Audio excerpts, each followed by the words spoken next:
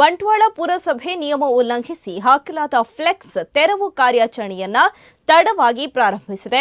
ಜನವರಿ 29ರಂದು ಪುರಸಭೆಯ ಸಾಮಾನ್ಯ ಸಭೆಯಲ್ಲಿ ಈ ಕುರಿತು ಪುರಸಭೆಯ ಮುಖ್ಯಾಧಿಕಾರಿ ತೆರವು ಕಾರ್ಯಾಚರಣೆ ನಡೆಸುವುದಾಗಿ ಘೋಷಿಸಿ ಗರುಡ ಕಾರ್ಯಾಚರಣೆ ಮೂಲಕ ತೆರವು ಮಾಡಲಾಗುತ್ತದೆ. ಫೆಬ್ರವರಿ 1ರಿಂದಲೇ ಈ ಕ್ರಮ ಆರಂಭಿಸಲಾಗುತ್ತದೆ ಎಂದಿದ್ರು.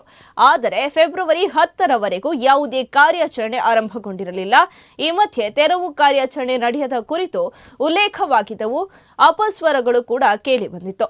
ಕೊನೆಗೂ ಮಂಗಳವಾರ ಕೆಲವೊಂದು ಫ್ಲೆಕ್ಸ್ಗಳನ್ನು ತೆರವು ಮಾಡಲಾಯಿತು. ಕಾರ್ಯಾಚರಣೆ ಇನ್ನೂ ಮುಂದುವರಿಯಲಿದೆ ಎಂದು ಅಧಿಕಾರಿಗಳು ತಿಳಿಸಿದ್ದಾರೆ. ಸದ್ಯಕ್ಕೆ ಬಂಟ್ವಾಳ ಭಾಗದ ಹಾಗೂ ಬಿಸಿ ರೋಡ್ ಸರ್ಕಲ್ ಭಾಗದಲ್ಲಿ ನಿಯಮ ಉಲ್ಲಂಘಿಸಿ ಹಾಕಲಾದ 29 ಫ್ಲೆಕ್ಸ್ಗಳನ್ನು ತೆರವು ಮಾಡಲಾಗಿದೆ. ಇನ್ನು ಕೂಡ ಕೆಲವು ಬ್ಯಾನರ್ಗಳು ಜಂಬದಿಂದ ರಾರಾಜಿಸುತ್ತಿದ್ದು, ಈ ಬಗ್ಗೆ ಸಾರ್ವಜನಿಕ ವಲಯದಲ್ಲಿ ಗೊಂದಲ ಉಂಟಾಗಿದೆ. ಉದ್ದೇಶಪೂರ್ವಕವಾಗಿ ಸೀಮಿತ ಬ್ಯಾನರ್ಗಳ ತೆರವು ಮಾಡಲಾಗಿದೆಯಾ ಅಥವಾ ನಿಜವಾದ ಕಾರ್ಯಾಚರಣೆ ಆರಂಭವಾಗಿದೆಯಾ ಎಂಬ 108 ಪ್ರಶ್ನೆಗಳು ಸಾರ್ವಜನಿಕ ವಲಯದಲ್ಲಿ ಮೂಡಿದೆ.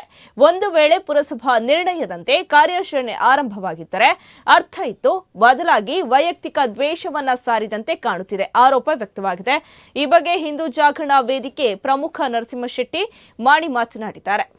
ಕಳೆದ ಜನವರಿ 29ರಂದು ಎಲ್ಲ ಅನಧಿಕೃತ ಬ್ಯಾನರ್ ಮತ್ತು ಪ್ಲಾಸ್ಟಿಕ್ ಬ್ಯಾನರ್ಗಳನ್ನು ತೆರವುಗೊಳಿಸುವ ಬಗ್ಗೆ ಪುರಸಭೆಯಲ್ಲಿ ನಿರ್ಣಯ ಆಗಿತ್ತು. 1 ತಾರೀಕಿನ ನಂತರ ಎಲ್ಲ ಬ್ಯಾನರ್ನ ತೆರವುಗೊಳಿಸುವುದಾಗಿ ಕೂಡ ನಿರ್ಣಯವನ್ನು ಮಾಡಲಾಗಿತ್ತು.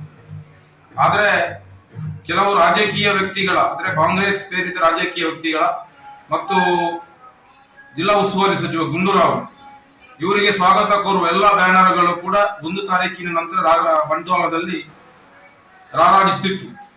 ಇದನ್ನ ಇವರದೇ ರಾಜಕೀಯ ಪ್ರೇರಿತವಾಗಿರುವಂತಹ ಈ ಬ್ಯಾನರ್ಗಳನ್ನ ತೆರವುಗೊಳಿಸುವಲ್ಲಿ ಪುರಸಭೆ ಅಧಿಕಾರಿಗಳು ಎಡವಟ್ಟು ಮಾಡಿದ್ದು ತೆರವುಗೊಳಿಸಲಿಲ್ಲ.